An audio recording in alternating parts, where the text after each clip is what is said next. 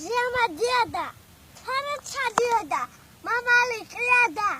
ყვამნია დიოდა, ვიხაცა ტივოდა, ვიხაცა ციოდა, ვიხაცა შიოდა და დიოდა.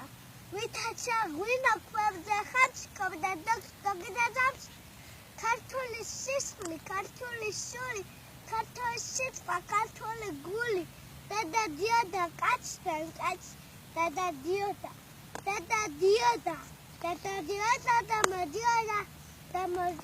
და მოდიოდა, ვითაცა მტვარი ზედაშვა სვამდე,